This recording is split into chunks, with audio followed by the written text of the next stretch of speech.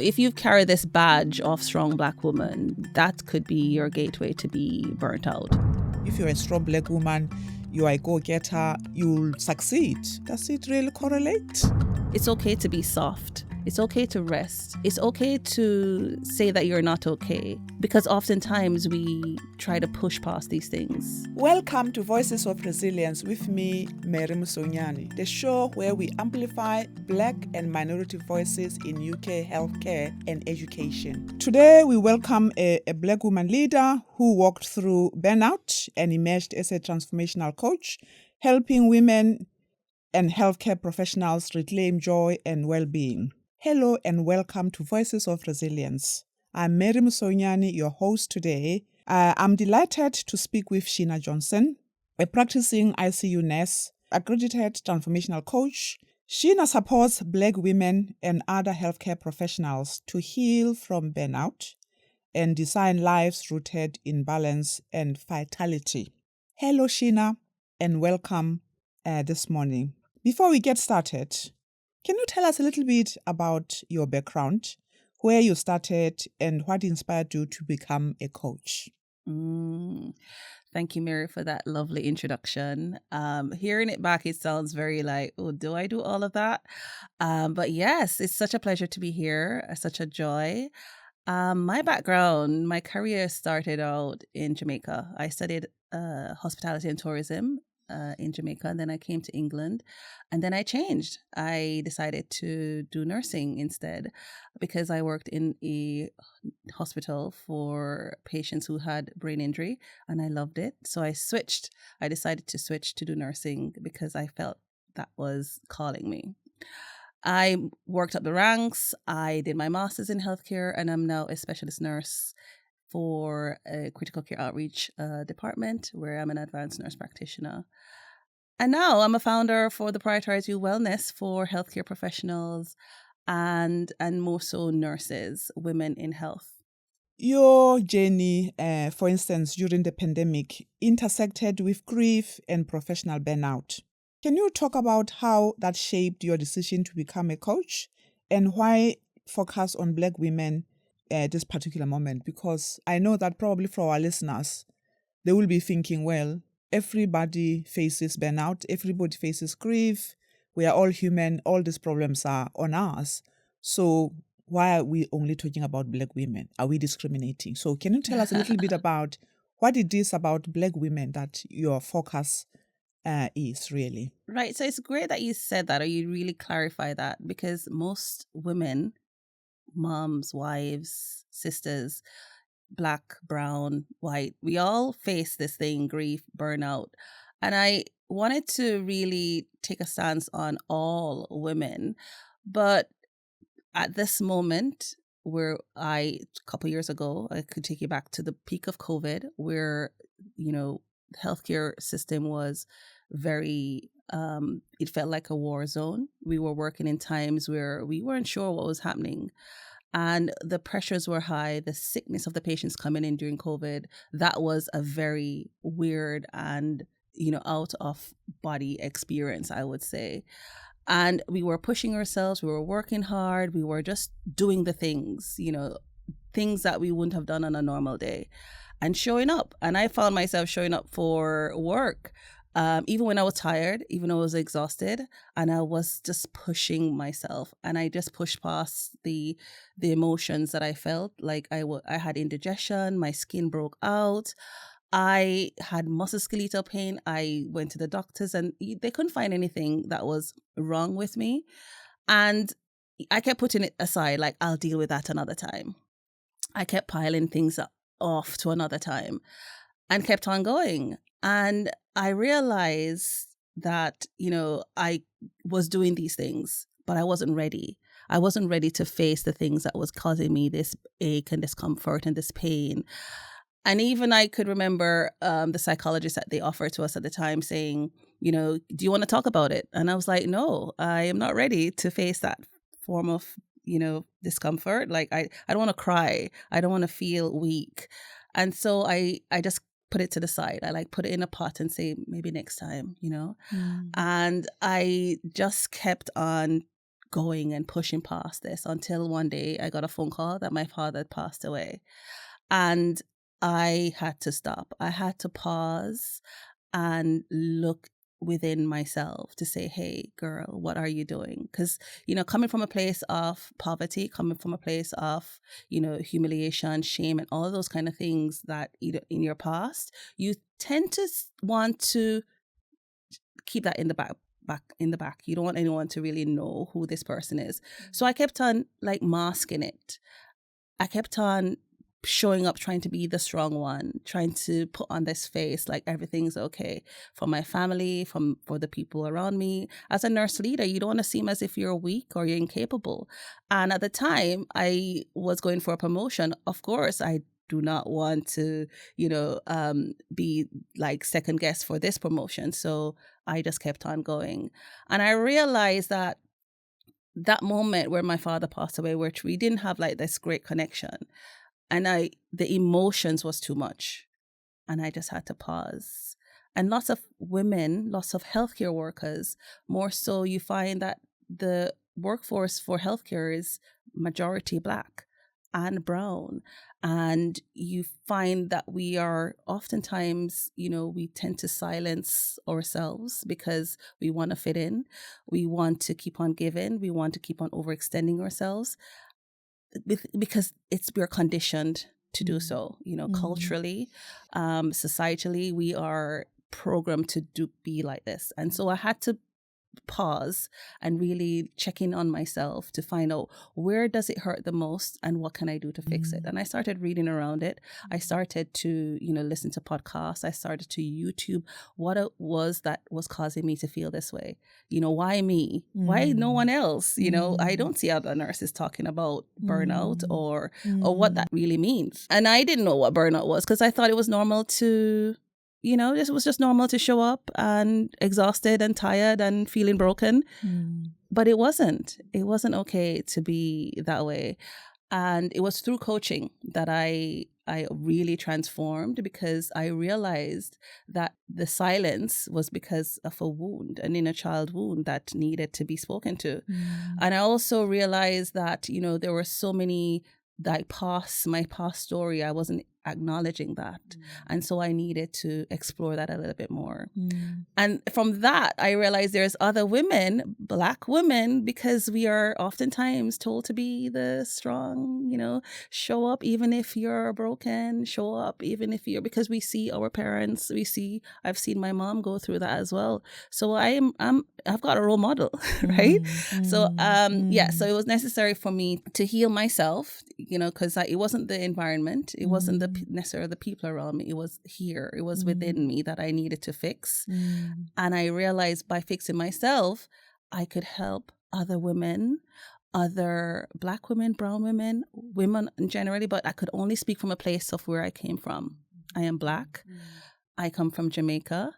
My heritage, culturally, I could only speak from this place because it's what it's from my lived experience. And so I could see other women who I could help in this space to really find their power and stand in it. Yeah. And that's what my mission is. Yeah.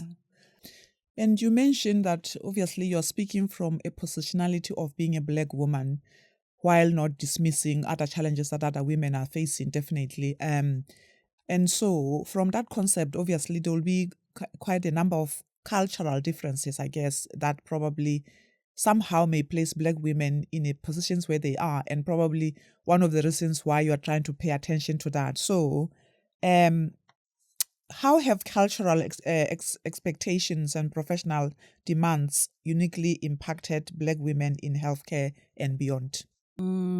This is it's a powerful question to ask. As I said before, we've been programmed to really show up as a strong woman, because of our ancestors. We have this, the need to really emulate these kind of behaviors. And culturally, we grew up in a society which demands us to do more, be more. And in our profession, we are then taught to be silent, and then overworking becomes the payback for, the progression, overgiving, self-sacrificing, and so this kind of behaviors become a cycle. Mm-hmm. We tend to want to do more, be more, because that's where the reward is. We hate rejection as humans, not just as women, but, we hate being told no, that you are not as good as the other person. Comparison is that thief of our joy as well. And so where do we now place ourselves in our profession is we always try to do more, to be more, so that we could be rewarded a bit more. And talking about reward, in general, maybe even beyond your own personal experiences, the whole concept out of a strong Black woman to try and get to certain spaces, to get a certain promotion, do you really think it's effective in terms of the intentions behind it, that if you're a strong Black woman, you are a go-getter, you'll succeed? Does it really correlate? Well, we shouldn't possibly dispute strong Black woman, but we should be able to also say it's okay to be soft. It's okay to have that, quiet time. It's okay to rest. It's okay to say that you're not okay, because oftentimes we try to push past these things, and you can't have that change unless you try to change that one thing that's going to bring you that result that you really want. And you want to be able to show up to work, show up in your personal life, knowing that you are doing your best, knowing that, you don't have to ask to be, asked for, to be rewarded, because you know already that your worth is what should be speaking for you. The whole concept of being a strong Black woman, as much as we're not taking away from that, because I still want to consider myself as a strong Black woman, what I was just saying is that regardless of how strong you are, regardless of how resilient probably you are, do you always get what you want because of it? So in a sense, could being strong actually push you to the edge and mask your vulnerabilities, because you're not allowed to actually be vulnerable.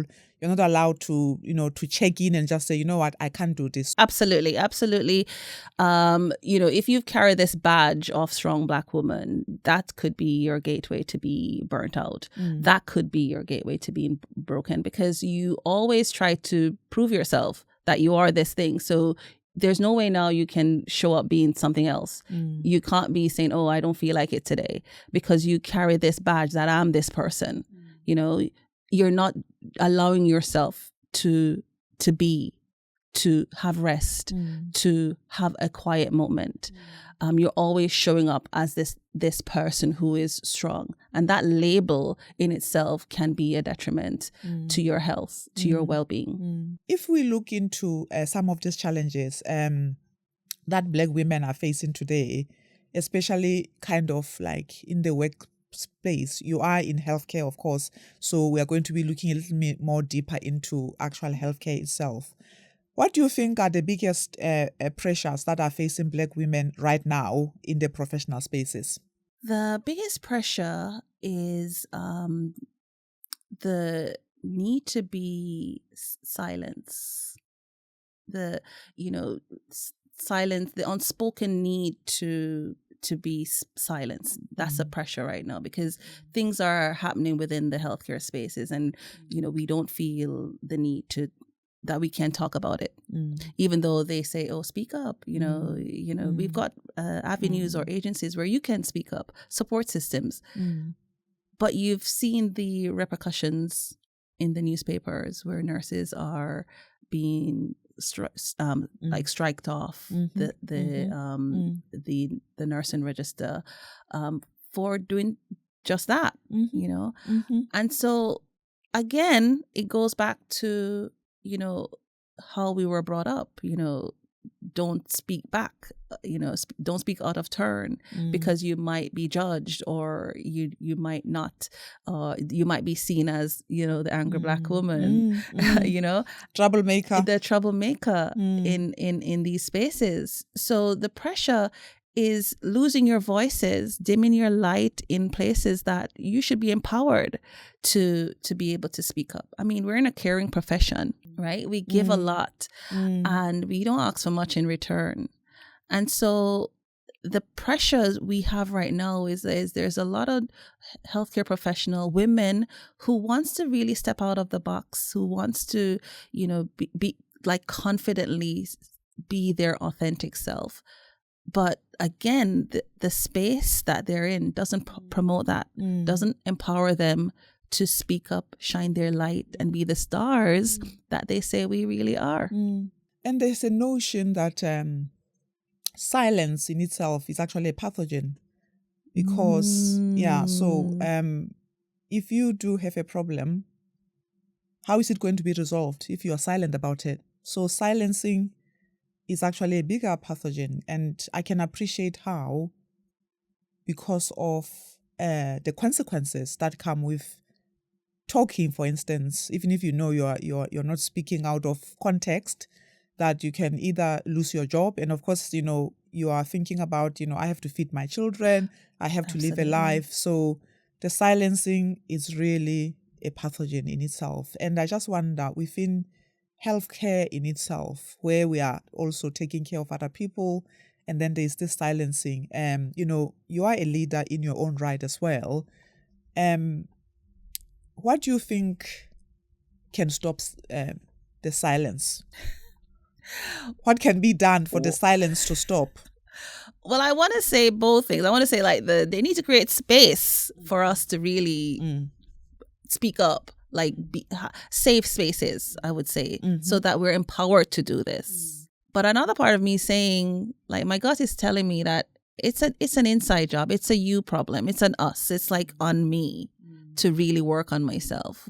Because the silence that we say is preventing us from shining our light, it's because of some other problem that's going on within ourselves. It's not the organization. As I said, it's the them problem. Now we need to be working on ourselves individually, because they said no one's coming to save us. No one is definitely coming to save us. We have to save ourselves. So let's start from looking within yourself, finding out what you need. What's causing you to be silent? What is causing you to really stay silent? What are you afraid of? What's the root cause? Let's dig a bit deeper. Because once you find that thing that's stopping you from speaking up, that one thing could be that shame, that fear. Once we look at that closely, then we can say, hey, you can't stop me from speaking. They can't stop me from speaking, from being my true self, because I know who I am. And once you know who you are, then you can enter into rooms and speak up and shatter those ceilings. And so I would say we start with ourselves first, and then we enter those rooms, and then we just kick ass. Well, not Thank you very much. Yeah, indeed. It's an empowerment, actually, not to be silent. But I think it's really so crucial for you to say, look within yourself first, because sometimes I think women, or even other people, tend to really forget to look within themselves because of, probably, like you said, it's about some of the traditional cultures that just continue in organizations, those unwritten laws that it has been like this, so let's just follow suit, and no one is able to challenge it. That's why then it becomes very uncomfortable when people are trying to challenge. You're right. I spoke with Dr. Sadie Frederick, and he actually mentioned the importance of mentorship. And he went on really to tell us some of the things that he had done. So I just wonder, from your experience within the health system, have you seen any kind of mentorship programs, especially tailored to help Black women or brown women? To be honest with you, mentorship is very important. As a nurse, we do a whole mentorship program prior to mentorship other nurses. And I've been mentoring for a long time, junior nurses, doctors, healthcare workers. So it's very important that we pass down some of our knowledge and our skills. And it's very important that organization have a system in place where, we can access mentorship. Have I seen it myself?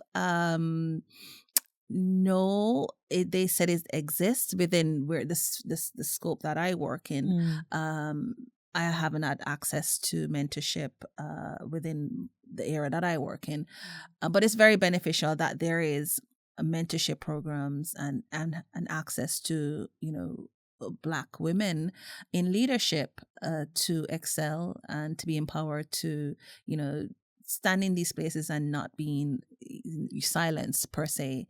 And also, it's very necessary to have mentorship because it allows you to expand, it allows you to grow, and it allows you to be successful in all areas of your life, both personally and professionally.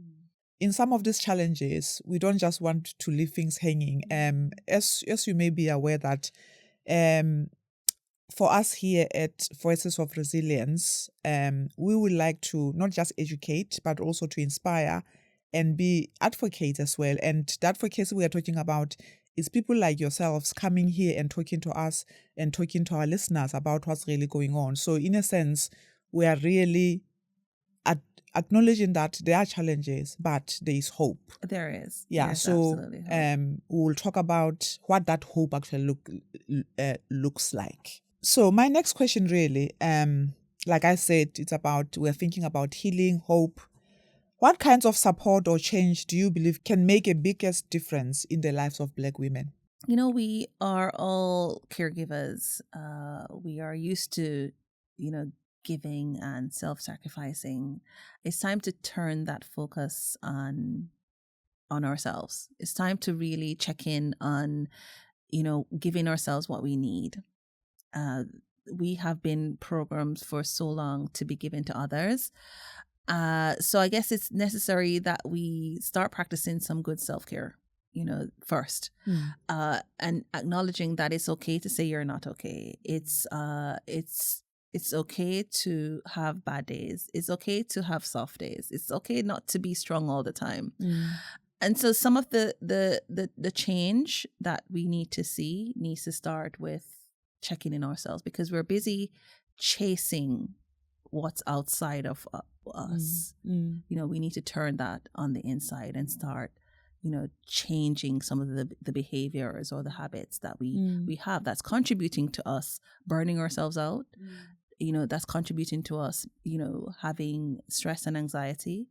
That's contributing to us not being the good wife, the good parent, the good worker.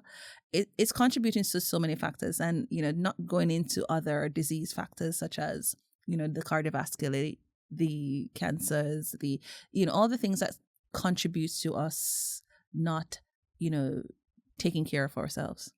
So great change comes when you know what needs to be changed. You recognize what your discomforts are, what is your pain, what's causing you to feel anxious or feeling stuck in certain environments, in certain situations. And also, my dad just also say that, yes, great self-check-in. What about for women who don't even know how to check in? Well, they need a community. They need a community of other women who are seeking this self-awareness, self-improvement. We're not just trying to survive, but wants to thrive. So you talk about mentorship earlier. Mentorship is very important. Networking is very important. Being in communities of like-minded women who are, not just showing up, being, trying to be the best, but who are standing in their power, knowing that every single day they're checking in on themselves, they're giving themselves, like filling their cups, they would say, and and doing the work, because we have to do the work of healing from past traumas, healing our inner child. And that's the beauty of recognition. You talk about knowing, recognizing where it hurts the most and how you can fix it rather than just putting a band-aid on it. Yeah. And indeed, networking is really powerful because, if it wasn't for networking, me and you would not be sitting here, isn't That's it? right. Yeah, absolutely. We met at the U2 didn't we? Yes. And that's where we're networking and I met you and here we are sitting here. So definitely it's really good to network. It Yeah, is very absolutely. good. Your coaching framework, Track You, offers transformative tools. Can you walk us through key practices that our listeners can apply for daily balance and self-advocacy? Track You. So this is a framework that I've come up with. This is something that I've used in my daily practices. This is something that's helped me on my journey. And I've all just mapped out the journey that I've been on over the last 4 years. And I've helped my clients to achieve this transformation through, taking time out. That's what the T stands for. Taking that time out to sit with yourself, to pause, to check in, to know what your body is telling you. To take that time out, because that's where I was on my journey, where grief made me stop. Grief made me stop and do a check-in on myself. Sheena, what are you doing? You didn't come so far to come this far. There's more for you to do, right? So we all need to start there. Take that time out, do that self-reflection. And this is where the R comes in.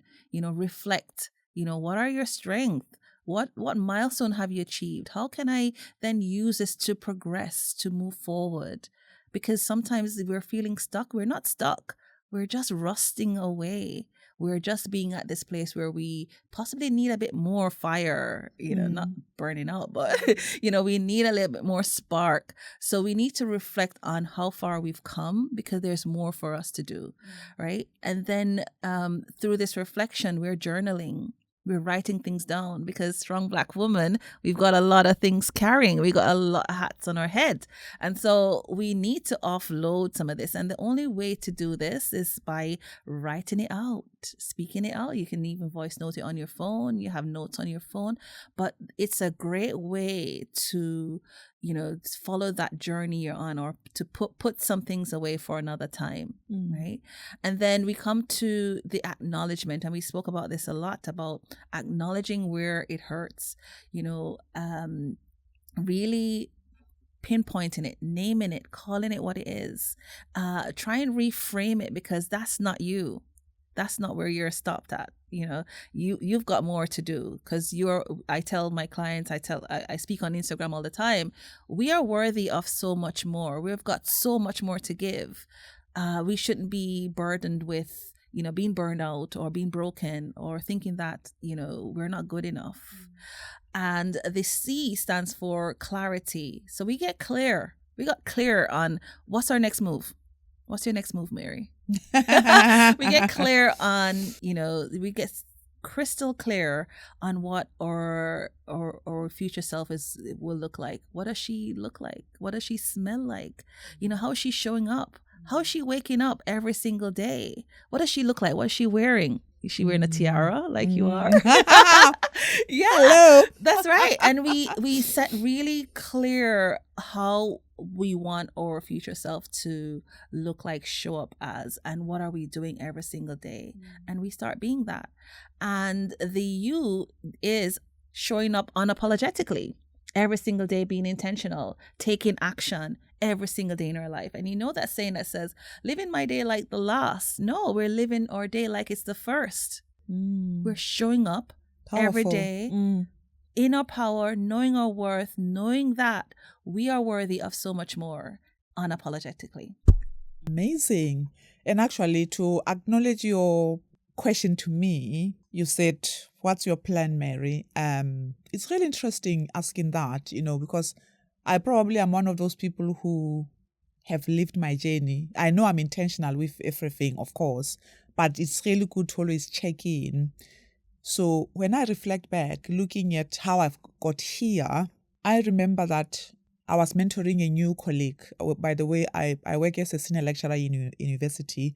I was mentoring a new colleague at work. And the question he asked me still stands today. He said to me, "Oh, Mary, you have, educated a lot of professionals in all of this.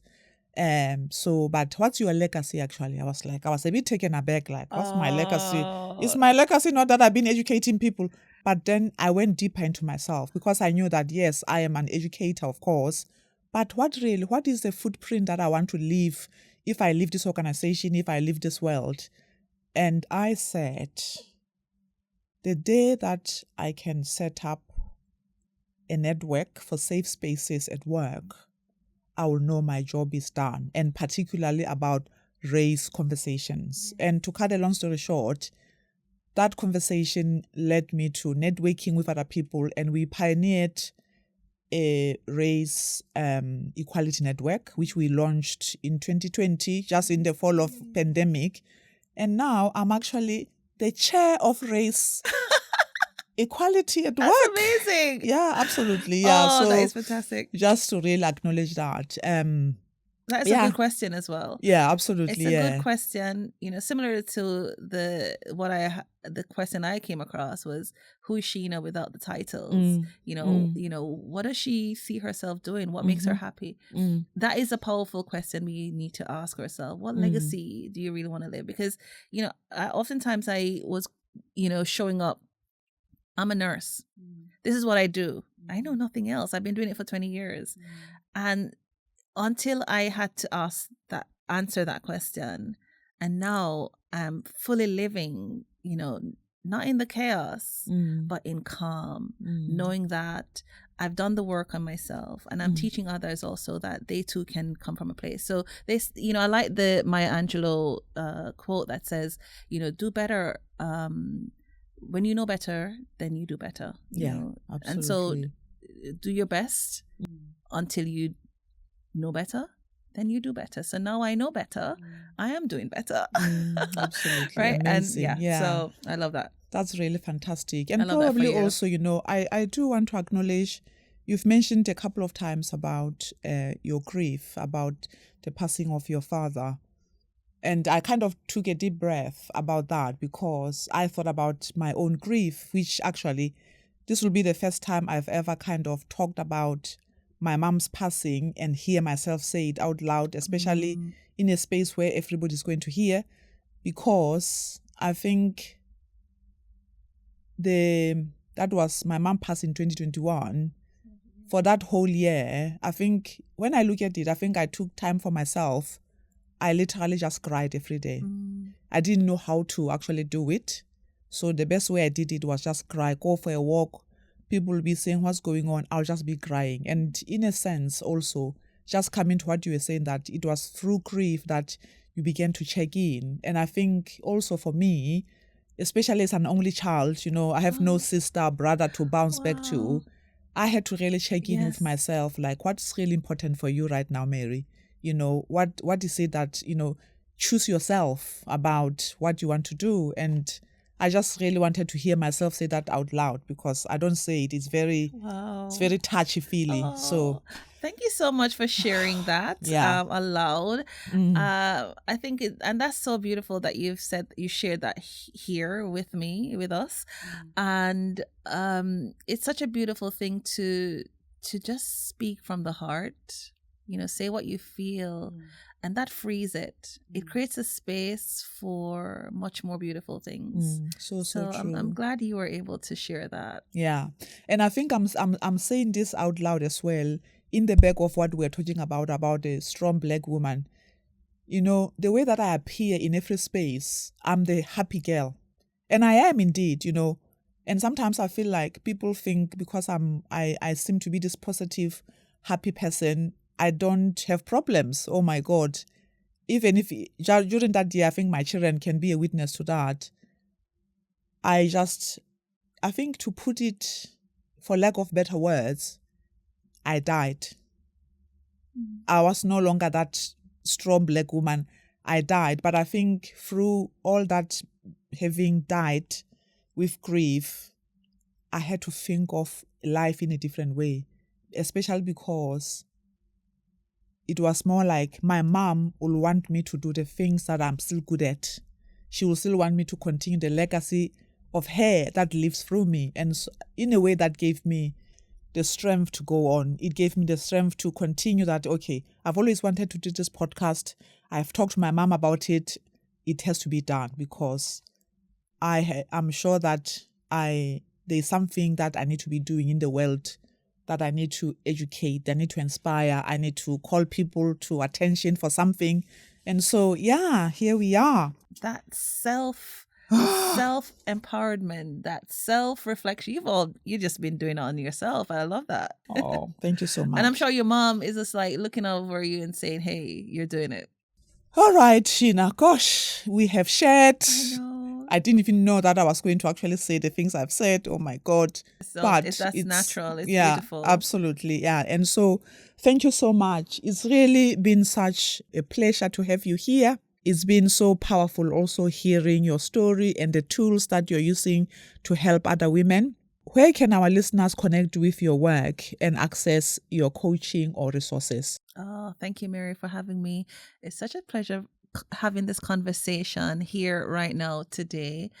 And I am on Instagram at Coach Sheena.Johnson. I have got a website, SheenaDJohnson.com, because there's another Sheena Johnson somewhere in Scotland. Okay. So there's a D in between the Sheena and the Johnson. And I'm on all these platforms as Sheena Johnson. So if you want to reach out, if you have any questions, I am available to answer them. And yes, and it's so lovely to be here again. Thank you so much for having me. Thank you so much for watching. If this conversation spoke to you, please do like, subscribe, and share to keep these stories heard and alive. Be sure to tune in next week when I talk to Mr. Musa Bakeji about cancer care, inequality, and how better access to reconstructive surgery can change outcomes for minority patients. Till then, take care and keep listening to the voices of resilience.